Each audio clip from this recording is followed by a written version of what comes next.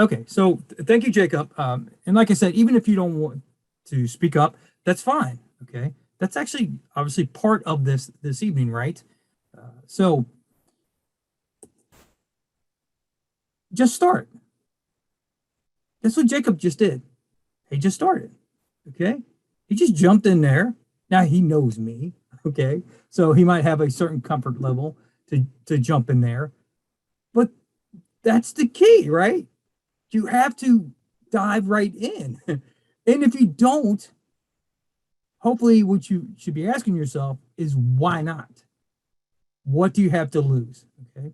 So I'm going to share a quick clip here. Want to sit inside? Oh, no, thank you. Don't take a look.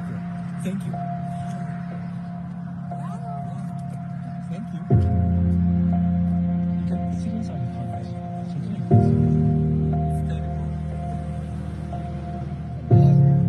Grazie, Giovanna.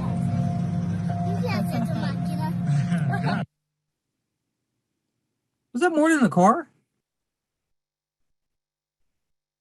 Was he looking at just a car? Did you view it that way? Or is this session that car? Like you're looking into the car, you're not stepping into the car yet, but you're getting a peek of the car and what could be for you when it comes to leadership. Anyone want to make a comment on that video?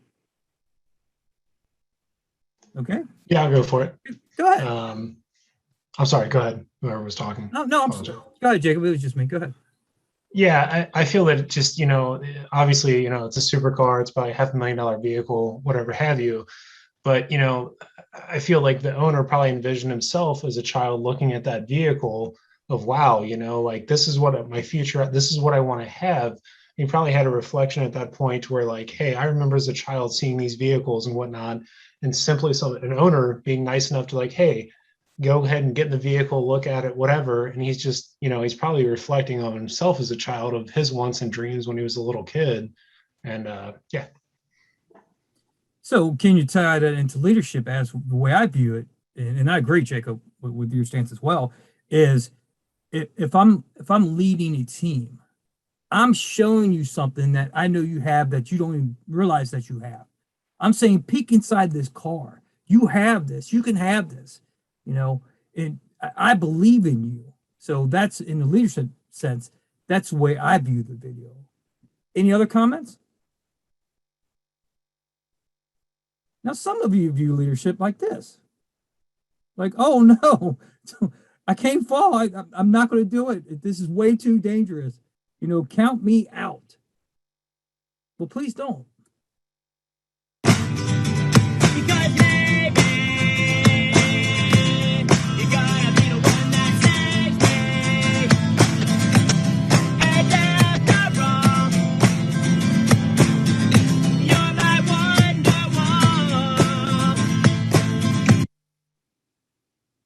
What's that mean to you? Obviously, I know what it means. I created the presentation. But why did I put that video in there? Okay, I'll tell you my opinion then. My stance. Okay. That guy is putting himself out there. How many people are willing to do that? Out on the street, trying to make money and just playing his heart out. And one thing my wife will tell you is if we go to a city, I want to see street performers. I love street performers. They got tons of heart. I mean, think about what it takes to get out there and do that. That's like leadership. You got to have that heart. You have to say, I'm going full force because this is how I'm going to make my money, just like the guy singing. Maybe you like this singing. Maybe you didn't. He's trying though. Are you when it comes to leadership? At least he's out there. Maybe didn't like the way he looks. Maybe he didn't like a song. Maybe he thinks he couldn't play at all, but he's put himself out there. That's why I love street performers, good or bad. Now, some of you believe when it comes to leadership, to find the right team it's all about a score. Okay. You know, I'm going to give them a certain test. They have to have a certain IQ, whatever it may be. That's the secret to creating a great team. You know, certain degrees, who knows? This guy was failing out of high school, but he promised his mother he would take a test called the SAT. Well, this guy takes it. He's bombing. He's failing out of school. He doesn't expect anything. Well, he gets a 1480 out of 1600. He gets the score, and his mother says, "Did you cheat?"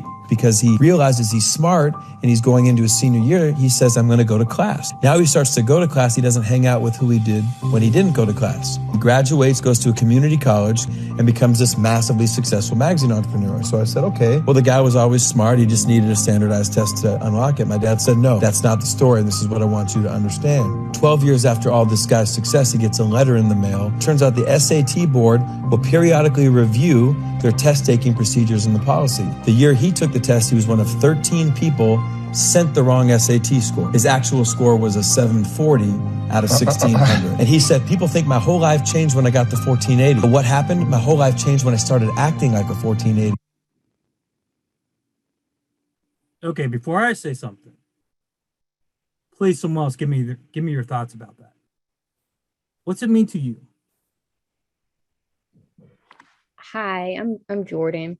I think my reaction to that video, I feel like it was like if you have the mindset of like being confident, being a leader, it can get you far, even though you may not like have all the materials or the knowledge. So yeah, that's what I got from the video. Thank you. Anyone else? So Yeah, I'll share a little quick past experience. I'm sorry. Sure, go ahead. Once again, this all falls back on the military, so I apologize. This is my past experience, but you know, people will get promoted within just for being in a certain position for an X amount of years, whatever have you, being yada yada, and it creates toxic leadership, and it creates whatever have you, just people being pushed up, not really to a leadership position, but they're in a leadership position, so they're wearing the rank or the grade or the title rather, but they don't have those leadership traits or personal capacity to be a leader. I.e., I think, you know, college, for instance, for me, it is challenging and it's difficult, but it is more of a time and focus oriented kind of, you don't have to be a genius to graduate college. That's the way I feel, at least. I know there's very intelligent people in here and this, that, and the other, but I feel like if you have motivation and drive, you can do dang near about anything you really put your mind to. So once again, bouncing off what she just said, it's the motivation and drive to be successful is really going to break you out of your shell, no matter how smart you can be, which obviously it helps, but you don't have to be a genius to be a successful person in this economy. So I agree, Jacob. So it comes down to believing. And what I would say is not only for just believing in yourself, you know, and obviously if you're new to leadership and you're trying to get involved, then yes, you have to have that belief. But then once you get to that point that you are the leader, now you have to believe in your team. Okay. So often you will see members who don't realize their true value. And I'll use an example. It's not a team member. Well, I guess, yeah. I mean, she works in the business division with us, so she's a team member. But someone who took a class, and I can say her name because I love her. I think she's amazing. And her name's Renee Bransford. If you're in the business division, she'll be at the front desk. And I kept on talking to her. And I'm like, I knew I wasn't getting through to her.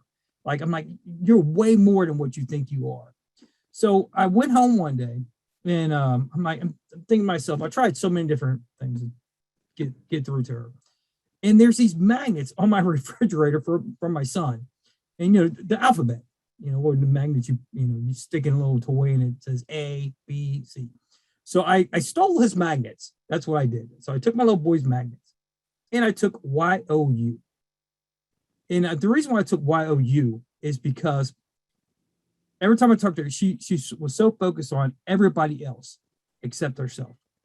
And I said, okay, to move forward, it's got to be about YOU sooner or later. And to this day, I believe she still has it on her desk too. You come into the front area, look to the right hand side, she's got a desk back there. I think you can see YOU. But like I said, it's not so much just about what you are. It's about once you've reached the leadership role, is about how you can inspire others and pull that out of others. So, but thank you everyone for contributing. So what's next then? Here we go. This is great, right? Advice. Did you ever get advice? I mean, I'm sure you got tons of advice, right? Probably most of it was bad, but you got the advice. And you might have listened to the advice because at that point in time, you actually respected that person. So it's like, well, they probably give good advice. Well, let's take a look. What's the best advice you've ever received? What if it can turn out better than you can imagine? Second question, what's the worst advice you've ever received? Be realistic. How does that hit you about advice? Because his answer, the quote, bad advice, it probably didn't seem too bad for some. Be realistic. But he's saying why? Why be realistic? And I know I've been mentioning Judy a lot. Judy, obviously, Professor Marshall's a faculty member of business division with me, and we have a great time. And the reason why I love working with her is because I'm not realistic. And Judy, she'll jump on the same train with me, and we will do who knows what because we're not realistic. We will just try. And that's, to me, that's fun. It's fun going to work because I know I get to work with her and we get to be not realistic together. And we don't ever pull each other down. Like we don't ever say like, no, you can't do that. The better response will be like, well, how can we do that if it's possible? And like I said, I'm so fortunate we get to have so much fun because of that. Does anyone else want to share an experience about advice? Okay. It's crazy because one of my friends actually just told me like be realistic about my goals. So I just had like deja vu, but I don't know, like at that point in time, I didn't consider that good advice only because like I didn't want to be realistic with that goal. I wanted to go like above and beyond. Like I don't care about being realistic. Like I want to do that. Like I don't know if that makes sense, but yeah, like I don't want to just do something ordinary or be realistic. I want to do something like different, I guess. So yeah. Jordan, you're right. And I will always have more people tell me what I can't do than what I can do. That's to this day, they will tell me what I cannot do than what I can do. And what I would say is to you is I'm just a kid from Lower Price Hill, west side of Cincinnati. And if I listened to everyone in the neighborhood, I would be nothing. Now, 5 degrees later, professor at a college, because I didn't listen to anybody. I was not realistic. And still to this day, I'm not. I'm a dreamer. It's what I am. Does everything come true? No, it's okay. It's okay. As long as enough comes true, I'll be happy. So thank you, Jordan. I think, Dave, a lot of people put themselves in a box on how they think about things. And what I try to do instead is look at it as possibility thinking. And then you can explore that and then figure out later what will make sense or what would be the most advantageous to get to your goal. And absolutely. And Judy is a wealth of knowledge on all this. She teaches the leadership course. And so do I, but Judy's been teaching longer than I have. And so thank you, Judy. And I've been dying to hear from you. So keep it up, Judy. So you see a bunch of babies, right? You see, oh, cute babies. How can babies, how does leadership tie into babies? Now, if you think about it long enough, you probably can think of a few things like, well, being a parent, your leader, blah, blah, blah, blah. Well, let's look at a different angle, though, when it comes to babies. It's crazy because when you're a baby and you go to get up and you go to walk, what's the first thing everybody does? Oh, my God, look. Oh, look at Jimmy's walking. Boom, Jimmy falls. They go, get back up. Come on. Hey, everybody, come see this. And everybody's like, yeah. You know why Jimmy walks? Because everybody's motivating him to walk. Well, it's the total opposite as you get into, you become an adult. You try to become a lawyer, a doctor, or anything you want to do, open a business. Everybody's, oh, that's not going to work. Why are you even thinking like that? Why are you even, you should just go get a 9-to-5. Right? Isn't that the difference, right? As you grow up, you don't have that person. And that's what I was just saying. You don't have that team cheering you on. Okay, so how do you stay motivated? And then on top of it, you're in a session and I'm telling you to be a leader. So now you got to motivate yourself and motivate a team. How you going to do it? I think it's very easy. I think most of it's right here on the slide. You know, I'm with you, right? If something comes up and I'm leading the team, I'm here for you. You know, tell me what you need that I can do to help out. You know, I'm listening to you. Maybe I don't have the answer, but I'm going to listen to what's going on, you know, and I care about you. You know, I want you to succeed. If I didn't, then I really shouldn't have you on my team. You know, to me, and this is going a little bit more of the business management side, but, you know, I think companies fail in where they believe they have 3 options with an employee, and I believe you have 2. And meaning that I believe you either work with them, if there's a concern, you develop them and you address their concern, or you get them out the door. If you think that you gave them the chances, you move them on. Unfortunately, most companies believe there's this third choice. And the third choice is, let's leave them in the corner. Nobody bother. Just let them go. You said, we know they don't do what you do, but just let them go. You know, and what that does is absolutely poison the environment. You kill the team. You know, so, and the reason why I bring this up is because if you're the leader, you cannot do that. Well, some people work harder than others. Yeah, that's a given. You know, we're not all the same, but there still should be a certain level we should be at least at. And it's where you know someone's well below that level.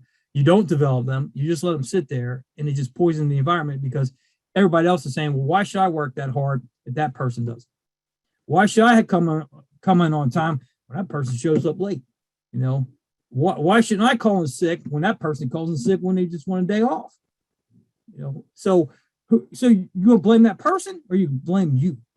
Okay, and unfortunately, too many companies blames that person. And I say, no, you should be pointing that finger back at you. As a leader, so often you should be pointing the finger back at you before pointing at somebody else.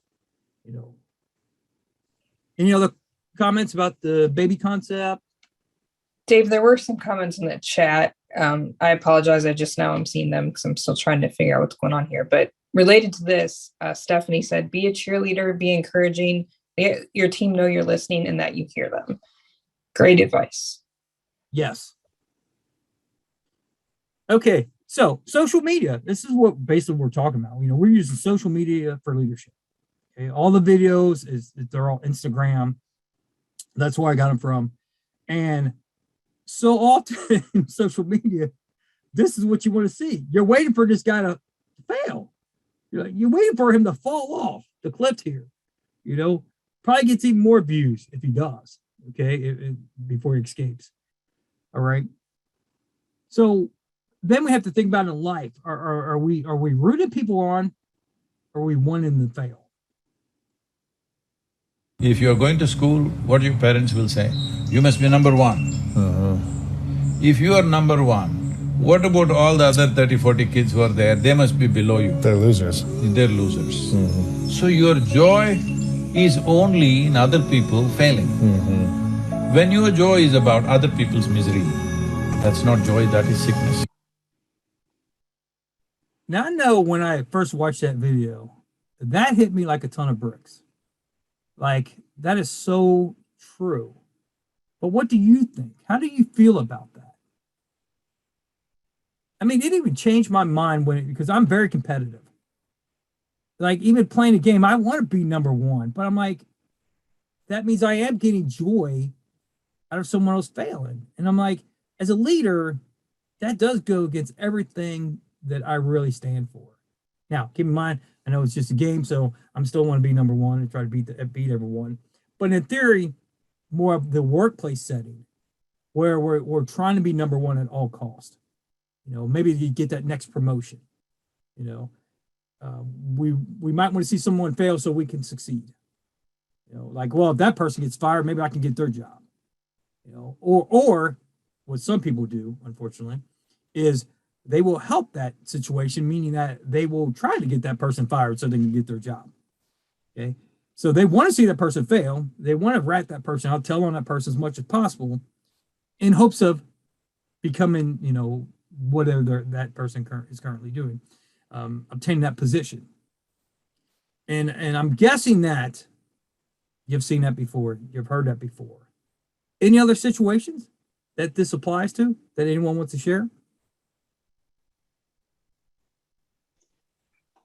Not sure about a specific situation, but you know, I would say, you know, as a manager, providing empathy and empathy for their employees and trying to build them up and do the total as like, once again, I'm sorry, it's the military, but the total, you know, soldier 360. You're supposed to be able to, you know, care about their personal life, their soldiers or individuals rather, competencies, what they do at work, how they perform, you know, reward them for good behavior, you know, punish them in a negative behavior. And it's not so much a dog eat dog world, i.e. maybe as the corporate world is today. But I think if more leaders showed empathy and compassion for people, just not with their jobs, but what they have going on outside of jobs, i.e., you know, your kid's sick. Okay, yeah, you can come in late. Like those kind of things, and building those relationships with their employees, I think tenfold, at least what I experienced in my previous career is, you know, you go above and beyond for your employees, they will do the same for you. And you will see a very positive correlation, i.e. if you come in and you sit behind a desk and you bark orders, you know, people are probably not going to show you the same respect as a leader. So that's at least what I've experienced in my previous career. Thank you, Jacob. Actually, here in a moment, we're going to touch on that concept. So anyone else? Dave, another comment in the chat. Yes. Stephanie said, seeing others succeed is what drives me to succeed. Great leader. You said Stephanie, right? Yes. Okay, so Stephanie, that's a leader. Okay. And that's where you want to be. Absolutely. I mean, to me, that there's no greater, you know, excitement than knowing that you had a small part of seeing someone succeed. Work-life balance.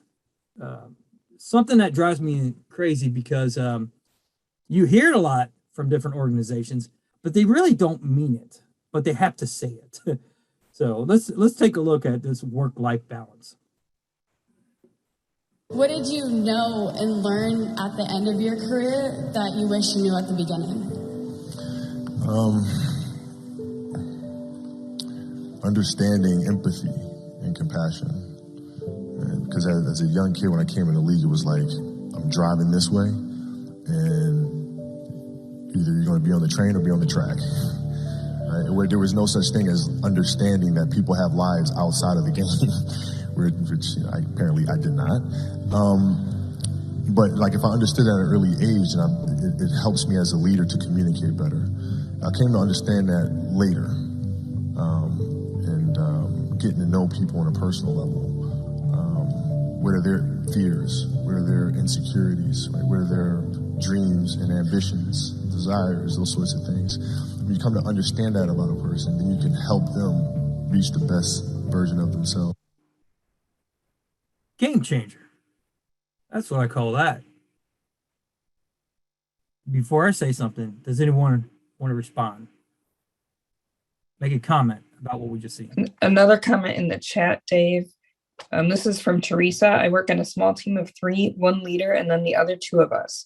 Our leader is constantly reminding us that it's not about how much the other accomplishes. It's about how much the business/team accomplishes. And you said it's Teresa? Yes. Teresa, great company.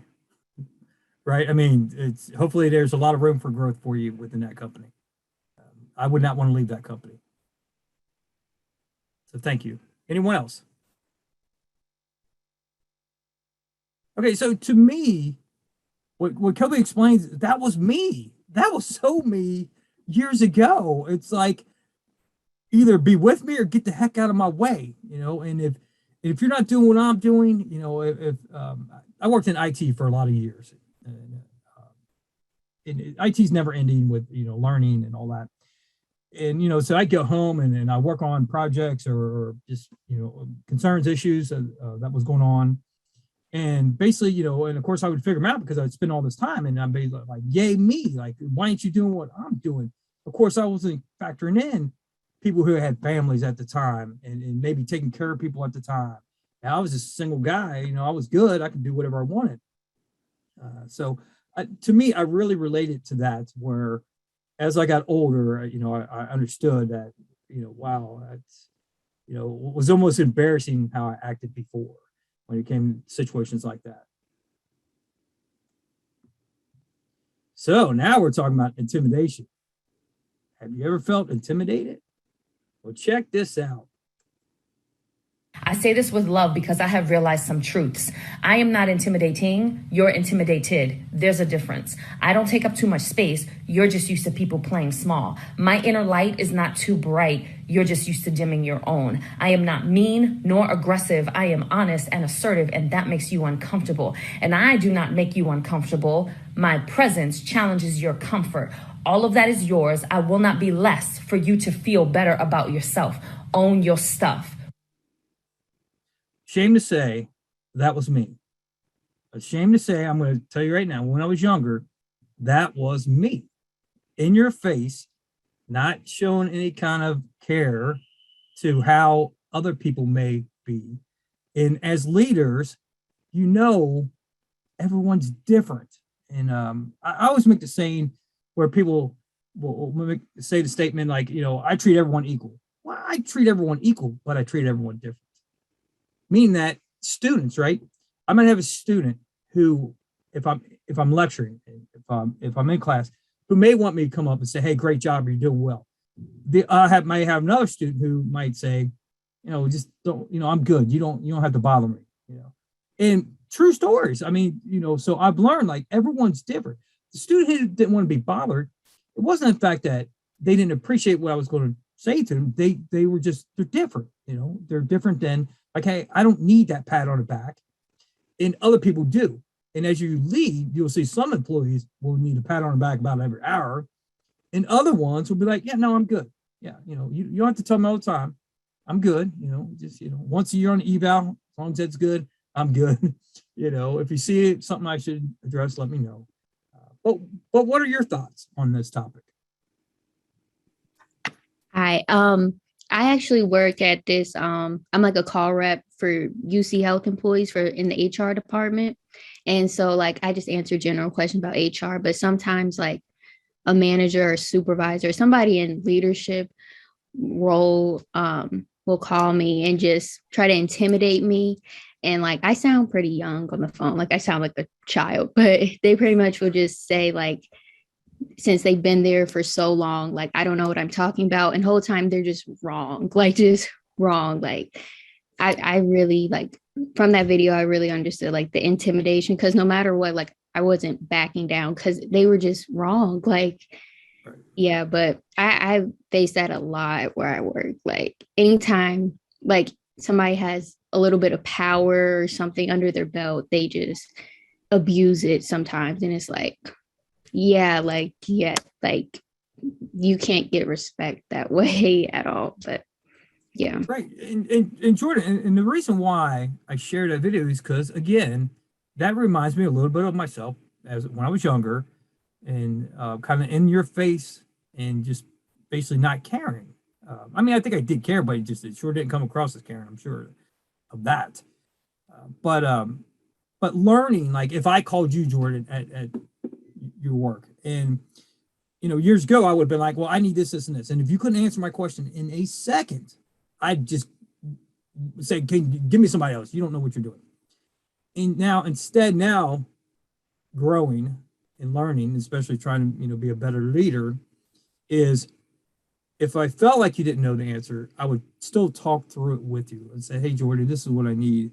Is that possible? And be like, no. And even if I think it is, I'm like, well, Jordan, I think it is.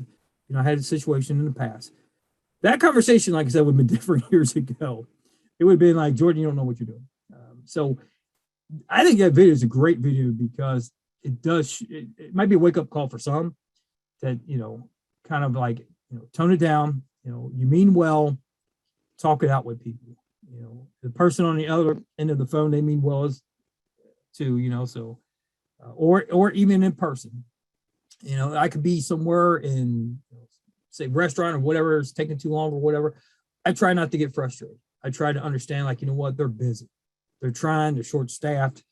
I'm going to talk to them. Now, I'm not going to just want to sit there, right? I want a table sooner or later. I'm going to talk to them like, hey, what do you think? What can we do? Is there, just have a conversation. A lot of times you just have that conversation. I'm going to get a table faster if I'm just nice to them than if I'm just like all like, hey, you told me an hour, now it's an hour, 15 minutes. I want a table now. So what are your other thoughts about this intimidation? Anyone?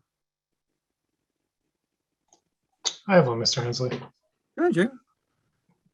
So I feel that just in general, like a synopsis is, I've always thought that respect is earned, and it's usually earned through actions and social interactions and, how you are as a person, i.e., in the workforce, out of the workforce, the total concept of being coworkers or just being a person in general.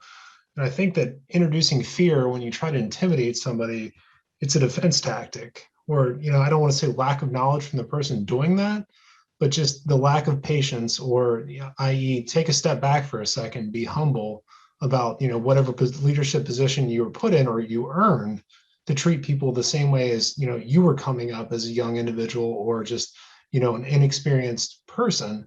And I think, you never stop learning. You can always hear something positive out of a conversation you have with someone, i.e., or you can try to help them. I agree 100%, Jacob. And this is what kind of brings us to prediction. Someone predicting about what's good or not good for you, or what you can or cannot do. And here we have prediction is very difficult, especially if it's about the future, right? So we can make a prediction, but we're not for sure, though. When I was born, the doctors told my parents that I would be dead within the first 24 hours of my life. 35 years later, all those doctors are dead, and I am the only doctor that remains. Never believe a prediction that doesn't empower you. I think that's so great. What's your thoughts? So here's an example. If I say, well, Jacob, I like you, but I don't think you're going to be much of anything now. I think you'll get your degree and you'll do decent, but I don't think you'll go far. Okay. Well, Jacob could say, well, let's think about this. Was that a positive prediction? No. So why should I pay any attention to that prediction? But so often we do. So often we put more weight on the negative than the positive. And if you don't believe me, think about a time where someone said, okay, hey, Jordan, you did a great job today. But let one person call Jordan, an hour later and said she doesn't know what she's doing. She forgets about how someone did tell her she's doing a great job. So keep that in mind, everyone. If you know it's not true, there's no reason to pay any attention to it. Like I said before, kid from the west side of Cincinnati. If I had one degree, I think I would amaze every one of my friends from years ago. Well, I have 5. So not a single one of them would think I have 1. Okay. And I have 5, and most of them don't have 1. And most of them are the ones who were predicted to do something, not me. Okay. Now, granted, I probably wasn't on the right track at the time, but still, it just goes to show you, once you start believing in yourself, what you can do. Stephanie said in the chat, I love the quote, never believe a prediction that doesn't empower you. That is so powerful. Yeah, and I Stephanie, agree. I tell you what, Stephanie, I watched so many videos to try to figure out which ones I want to put in this presentation. And most of them, I kind of like, I put off to the side. I'm like, okay, well, that's a possibility. As soon as I watched this one, this was like that's a must. That's a must to be in this presentation. So, and I definitely, hopefully everyone, believes in that. So here we go. And actually this goes to Jordan, Jacob, what they've been talking about, with the name tag instead of, hello, I'm Professor Hensley. Hello, I'm in charge. Okay. That's that I'm going to force respect. And as you already mentioned to me, you can't do that. You have to earn it, which I agree. Okay. So that's the difference. What I would say to you between if it's your manager, right? A manager and a leader. Okay. And you say, well, being in management is tough. Anybody can manage. I could give you 5 people today and say, manage these 5 people and make hamburgers or whatever it is. Okay. You could do that. Okay. You might not be very effective, but anyone can manage. Only a handful can lead. Okay. So that's why when Julie asked me to be part of this, she knows that I'm passionate about what she's doing with leadership. And so I jumped on it right away, just to share with you. There are 2 things that I think that great leaders need to have: empathy and perspective. And I think these things are very often forgotten. Leaders are so often so concerned about their status or their position in an organization, they actually forget their real job. And the real job of a leader is not about being in charge, it's about taking care of those in our charge. So look the way he turned it around. Not being in charge, but taking care of those in our charge. Okay. So I know that's a common theme that we've already been talking about, but I love the way he phrased it, though. So that's why I had to include it in the presentation. Any comments?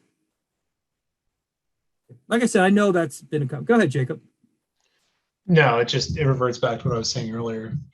I've found, at least in my trials and tribulations through the whatever my previous career is, if you really take care of the people that are underneath of you, life is a lot easier for a leader. And you can shape and mold those individuals.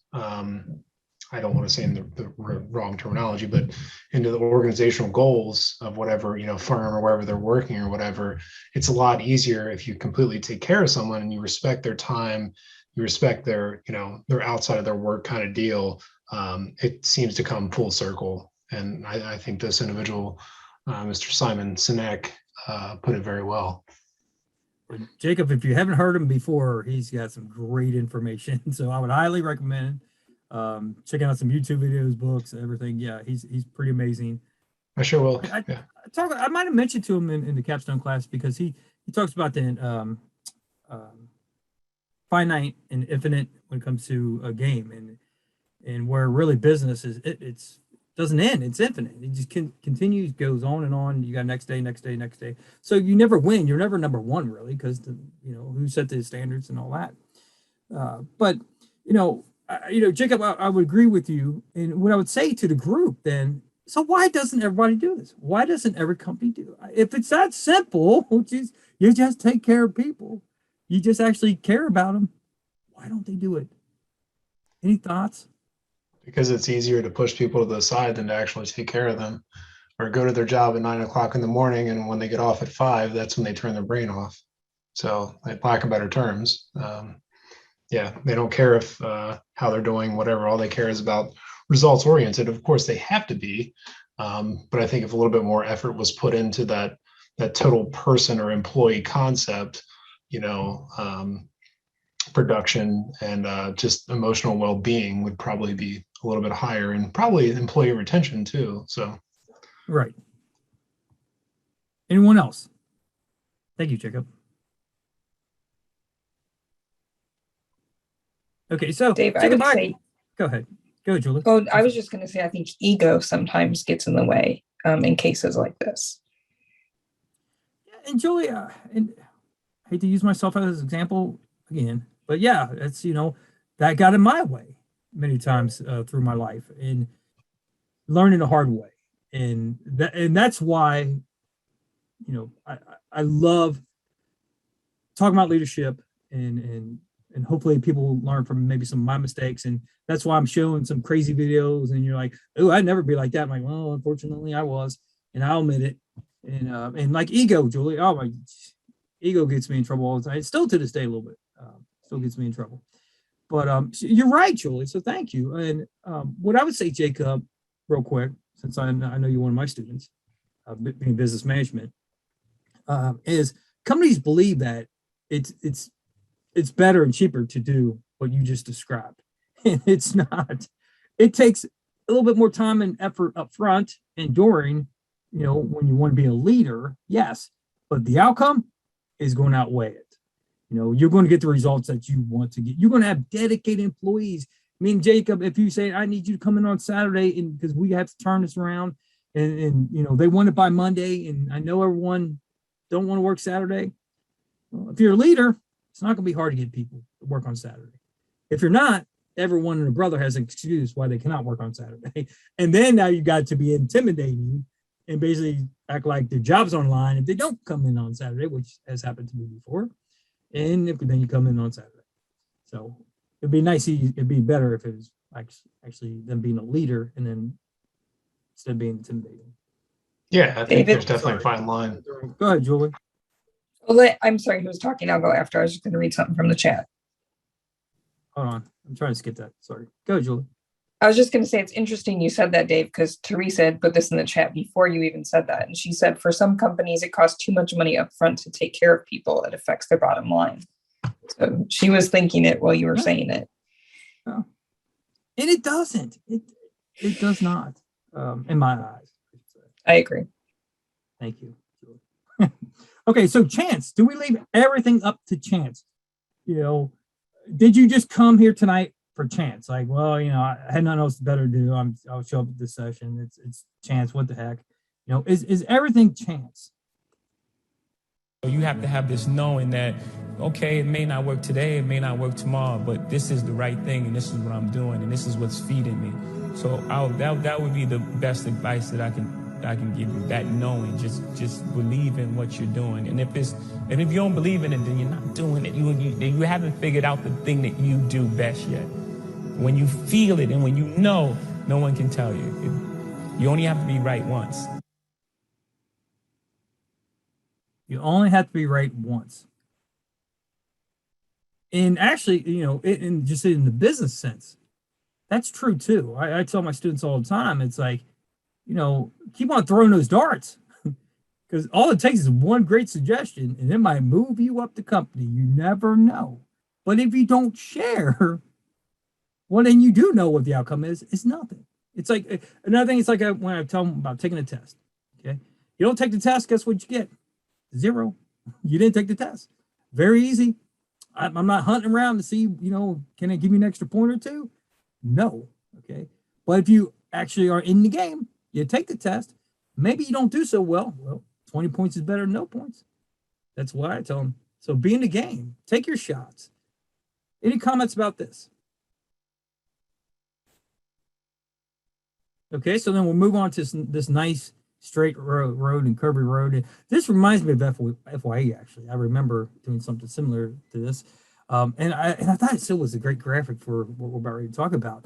Because people view it as, okay, start, finish, either straight line or you got some bumps in the road, right? But you still get there, right? But you still get there. So who cares? You got there. If it was straight line or you had some curves, you still got there. Well, is that what we should focus on? The beautiful thing about Journey, if you can get this stuck in your brain and in your heart really, is that this life is about progression, not perfection. I know culture sells us perfection. I know your parents may have wanted perfection from you. I know you've probably required perfection of yourself, but that is the wrong metric. This is about progression. How much did you move forward from yesterday to today? So, if I did my job this evening, you move forward. So hopefully I did my job this evening and I helped you progress. What's your thoughts on this? Because as a leader, keep in mind, you're right in the thick of things, right? You're all about progression. You're trying to help your employees. Okay, so A manager only looks at the end result. You're not a manager, you're a leader. Okay. So it's all about the progression in my mind. Okay. So it's not about like, hey, we have to sell 500 million items of, whatever it is. Okay. As a company. It's all about, okay, I have a team and we're going to progress. We have a goal, of course. Okay. But I'm focusing on the progression to that goal. I'm not focusing on that goal. I'm not counting down the days. I'm focusing on my team and what my team needs. What's your thoughts about when it comes to that? So Dave, Stephanie said, in order to learn, sometimes you have to fail. Learning from your mistakes is progression. Stephanie, 100% correct. Okay, so if you want to be a leader, you got to be comfortable with failing. Okay, and what I tell my capstone students is when I throw them in there and they got a ton of work to do and they're like, "Oh, I don't know about this," I said, "I hope you have that uneasy feeling." And I'm telling you, if you ever talk to one of my capstone students, this is exactly what I say. I hope you have that uneasy feeling in the pit of your stomach. And they're like, "What?" And they're looking at me like I'm strange. And I'm like, because at the end of this class, you're going to see what you accomplished. So next time you have that uneasy feeling in the pit of your stomach, you will not panic. You're going to say, I've been there before. Is that feeling going to be there? Yep, because you're nervous, but you're not going to panic. And I throw everything at them as much as I can. And I love, and actually here coming up soon, we'll be at the end of the semester, we'll get to the presentation. I love that day. I love when we get to meet up and talk about, just the way they feel at the end. Because I know the way I tell them at the beginning, I'm like, you're going to hate me in the beginning. You're going to hate me even more in the middle. You're going to thank me at the end. And if you don't thank me at the end, well, I didn't do my job right. Thoughts? Okay. How about get a real job? Why don't you just get a real job? Who cares about school? Just go get a real job, whatever job it is. That was me growing up. My parents never graduated high school, let alone college. And you made it in life if you got a job. Didn't matter how much you paid, just as long as you had a job.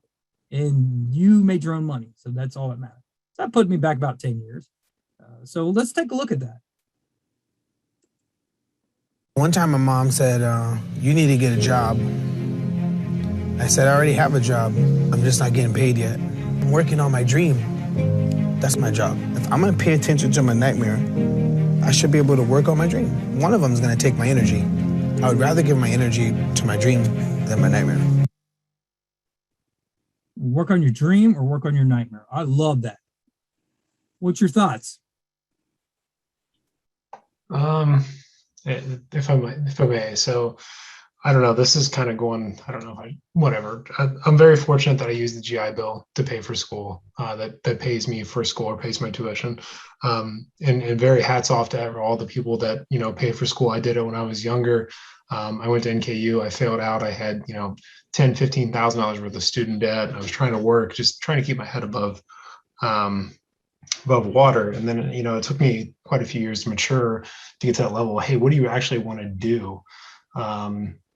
But yeah, I would say that, investing in yourself, investing in your education, investing in your dreams, and then, doing that extra mile of, obviously, I know how hard it is to work, have a family, go to school, if somebody or people in that position, is really investing in yourself for the future. And it will definitely pay off as long as you put that effort that you did into school and or what you've retained from school into the next chapter of your life. And it's so easy to veer from that and go and have this college degree. And I'm not downgrading it, but to go work at a lower echelon job that doesn't require a degree because it's easy, and not go through the hiring process, not go through the interviews, not go through the LinkedIn updating your resume. It's a very unclear path unless you make it a clear path for what you want to do in life. That's my kind of take on it. Right. And also don't let anyone tell you different, I think. I know I had students who say, well, I want to do such and such, but it doesn't pay well. I said, well, maybe the job itself doesn't pay well, but maybe you write a best-selling book because you're so passionate. Who knows? I guarantee you, though, you're not writing a best-selling book about kind of doing what Jacob says, where you're not trying, because no one's going to read that book because it's boring. Okay.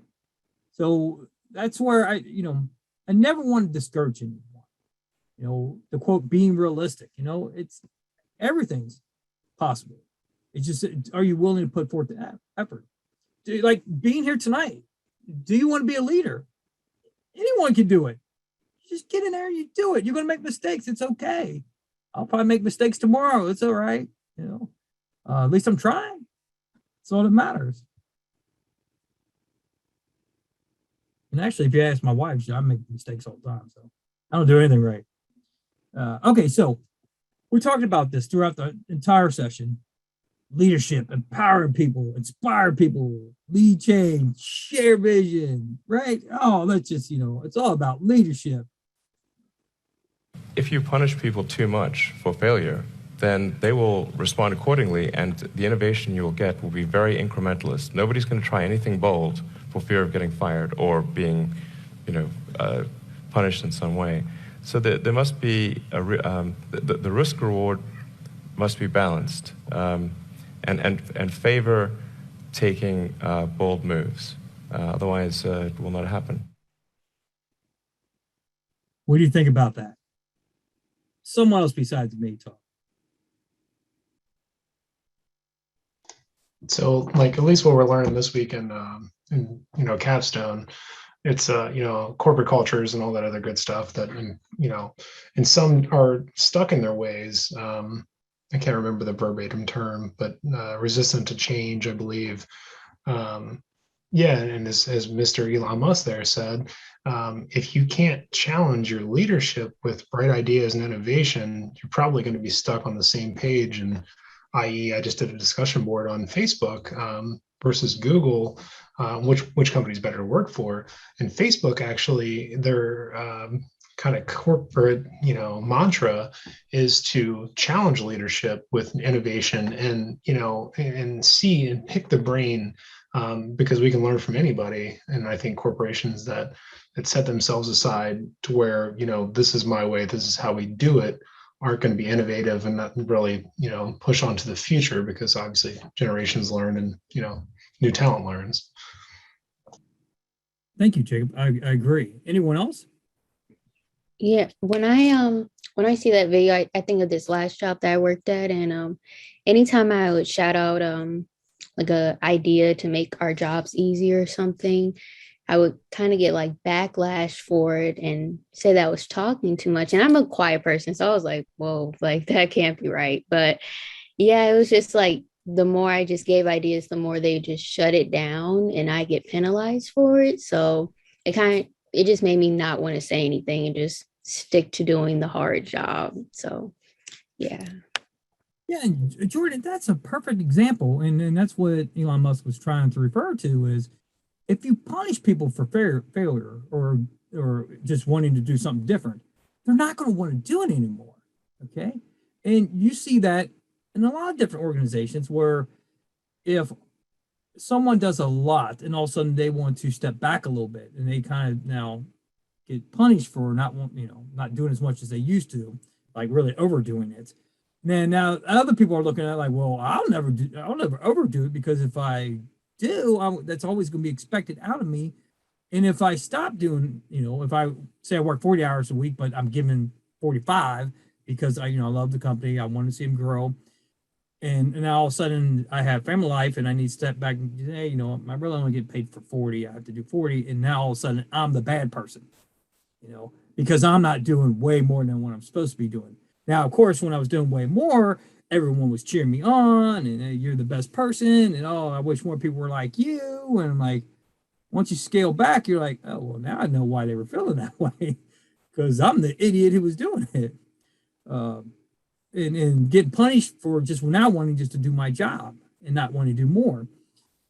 Instead, what should happen is if someone is doing more, you should recognize that they're doing more than what they're getting compensated for. I'm a big fan of that. Don't ever, if you know someone is putting in extra hours, and if you can't pay them, because some small businesses, maybe you cannot pay them, okay? You better recognize it, and you better somehow, some way compensate that person. And it doesn't have to be money. It could be time off. It could be a lot of different things. But the worst thing to do is cheer them on. Yay, you're so great. Yay, you're so great. But you're not really recognizing what they're truly doing. And then when they step back, they become the bad person instead. So that's where, as a leader, you don't do that.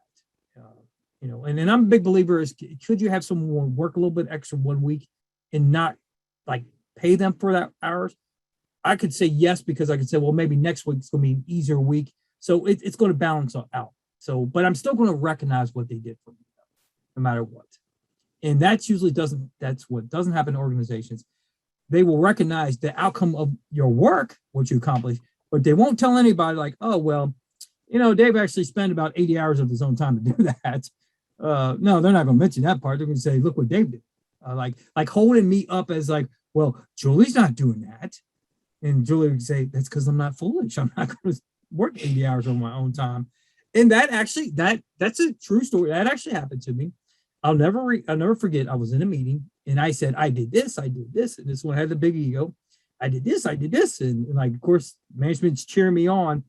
And someone looked at me without hesitating, said, you did it on your own time. And I paused. I'm like, it hit me. I'm like, oh, they are correct.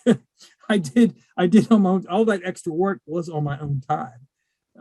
And so, live and learn. But as a leader, though, the reason why I tell those stories is make sure you recognize someone who's doing more. Compensate them some way. I don't care if you're bringing them a candy bar or something. Make sure they know that that it is they're putting extra. So just my thoughts on that. Dave, 2 comments in the chat. Yes. Stephanie said there have been some really good videos and empowering quotes shared here. Thank you so much for all of your time. This was great. Thank you. And Teresa said, I find that a lot of times if I failed at something, I never remembered anything I learned from the failure itself. I remembered my manager's negative reaction to that failure. Yeah. And where it should be as a leader, and just my thoughts, as a leader, if I had a employee team member and they did fail, it's all about what was their intent. What were they trying to accomplish, and maybe it just went south, and that's okay, because they had a plan, and maybe I should help them out more. Okay, so really, if they fail, I failed, right? Maybe I didn't pay attention to them enough. Maybe I kind of knew they were struggling, but I didn't jump in because I didn't want to hurt their feelings, and maybe I should have. That goes to the point of don't point the finger at them, point at yourself first. To me, that's the key to leadership. You want right there it is. Like you start getting frustrated in leadership, point at yourself and like, okay, where did I go wrong? And then you can have that conversation with the person. So talking about me and well, Julie and Judy as well. Okay. So we're all in education and you're obviously all students obtaining your degrees. You would just get up and teach them instead of handing them a freaking packet, yo. There's kids in here who don't learn like that. Bye. They need to learn face to face. You're just getting mad because I'm pointing out the obvious. No, and you're wasting my time. No, I'm not wasting your time. I'm telling you what you need to do. Get out. You want kids to come into your class? You want them to get excited for this? You got to come in here. You got to make them excited. You want a kid to change and start doing better? You got to touch his freaking heart. Can't expect a kid to change if all you do is just tell him. What's your thoughts about that video? I'll tell you what, you see my thoughts on the screen. Anytime I present, I usually include this in my presentation. If I'm presenting to high school students or whoever it may be. And what I say is, in order to get my message through, I have my 3 E's. I have to entice you. I'll get you to listen. As soon as this presentation started, I had to start kind of hyping up, get you involved, entice you to want to be part of this. And then I have to entertain you, okay? Now, some instructors, professors may say, well, I'm not dancing, I'm not doing this. You don't have to. That's not what I'm talking about when it comes to entertaining your students. I'm saying you're holding their interest, and the way I hopefully did that this evening was the videos, right? Hopefully the videos were interesting enough to hold your interest and entertain you. And then we get to the 3rd E, which is educate, which is a whole goal. of telling you that any one of you who are part of this session tonight can be a leader if you want to. So it's not that, can you or can't you? It's if you want to. That's all it is. Bottom line, if you want to, you will be one, and you will be a great one because you want to. If you're on the fence, you might be one of the students who sit in my office when they're talking about like, yeah, Professor Hensley, I'm going to go for business management. I'm like, well, I don't think I really want you. They're like, what do you mean? I'm like, well, you don't sound like a business management student. So, why do I want you part of the program? You're not going to do anything for the program. You're not going to do anything for yourself because you're not going to do anything with the degree. And if they really want business management, they will fight. They were like, Professor Hensley, I've been part of this club. I sell t-shirts on the side. I don't know what you're talking about. I'm like, okay, you're in. Okay, I want you part of the program. You're great. If they don't have a response, usually like, yeah, I just kind of, I was a nursing student. I picked business management because he took my credits. And I'm like, well, you can stay, but I'm just trying to be honest, and say, I don't know what good that's going to do for you. For me, it gives me, a person I can count that, I got an extra person enrolled in the program. Yay, me. Not worried about numbers. Not worry about numbers. If I do my job and if I do it well, my numbers will come. Jacob and other students in the business management program are my best recruiting tool ever. So that means if I do my job well, they will get out there and obtain good jobs and get promotions. And someone will say, well, where'd you go to school? And they're going to say Cincinnati State. And they're going to say, Cincinnati State? I'm like, yes, Cincinnati State. So that's my entice, entertain, educate. Conclusion. I hate to bring this to an end because this has been so much fun. And I thank you, everyone who's been participating. And even if you've just been putting in chat or just listening, that's fine as well. Hopefully, this has helped you to make the decision, do you want to lead? If it didn't, I'll tell you the answer. You don't want to lead then. Okay, there's your answer. Okay. If you do, but you're still scared, get over it. Get out there. That's it. That's not me being harsh on you, but that's what you have to do. And you'll be amazed. I mean, what I get to do as a chair of a program is the best job ever. I get to inspire students. That's what I do. I lead students. I get to inspire them. You come in my office, you start talking to me about how you're selling t-shirts. Oh, I'm getting excited. I'm like, can I get in? How much you selling for? If I buy so many, can I get 10% cut? What's going on here? I love that stuff. They drive me, and that's the thrill of leadership. It's so much fun. But let me leave you with one last video here. I don't know what your future is, but if you're willing to take the harder way, the more complicated one, the one with more failures at first than successes, the one that has ultimately proven to have more meaning, more victory, more glory, then you will not regret it. There you go. I don't think I could say it any better. So to me, this is what I say to all my students. Graduation is not the end, it's the beginning. And what you're going to notice is below that is my LinkedIn profile. So you can be part of that. It's not the end, it's just the beginning. Meaning that the reason why I say that to my students is, I'm here for you. If you continue on, if you need a letter of recommendation, whatever you need, you come see me. Shoot me an email, give me a call. I'll have students who will send me a spreadsheet because I teach an Excel class as well. And like, Professor Hensley, I'm so close. If I could just get this formula right, I'm going to wow them at my place of employment. Mike, let's do this. Just send it over to me. I'll try my best, And I say, don't give me the credit. I don't need the credit. You take all the credit. It doesn't matter to me. Just keep on doing what you're doing. So to me, if you connect with me on LinkedIn, like I said, this is not the end then. This is just the beginning. You move forward with me. I have a lot of connections. You never know what one of those connections might do for you in the future when it comes to potential employment, who knows what. So that's it. That's all I had. And I thank you for this evening. Any other comments, questions? I appreciate your time, Mr. Hensley. Thank you very much. I definitely learned some things, and have a great night. Thank you, Jacob. Thank you. I actually enjoy going to this meeting. So thanks. I enjoyed it a lot. Jordan, are you a leader now? Not quite, but on my way. On my way. That's perfect. Jordan, that was perfect. That was so perfect. Thank you for that's what I want to hear, because that, you ended it with I'm on my way. And you are on your way. You sound great. So thanks. So Risa and Anna, both in the chat, said thank you. You're welcome. Risa and Anna.